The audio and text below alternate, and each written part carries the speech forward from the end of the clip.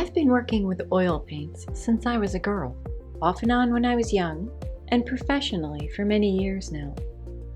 One thing I've noticed throughout all this time was the fact that there are confusing and even conflicting terms and methods particular to this medium. You often see multiple definitions for the same term. It can get very confusing. For this reason, I spent almost an entire year researching and sorting through tons and tons of information in order to develop a class that I feel offers a clear, easy to understand description of the oil painting process and its related terms.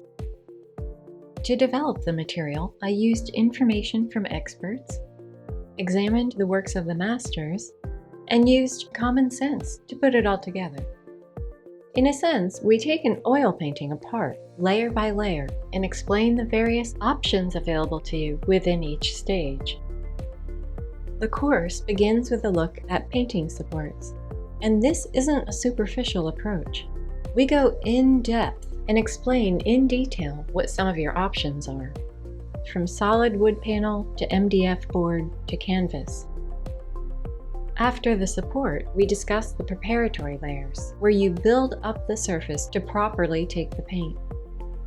Everything is explained in a clear, easy to understand manner, and followed up with actual demonstrations so that you'll know how to do it yourself. Once the surface has been prepared, we go into the many ways to produce an underdrawing. Then we cover the methods for laying down an underpainting, followed by the execution of the upper layers of paint, where your individual style comes into play. Finally, there's a thorough discussion of the varnish layer, what it is, what your options are, and how to apply it. Students learn through observation as well as hands-on activities.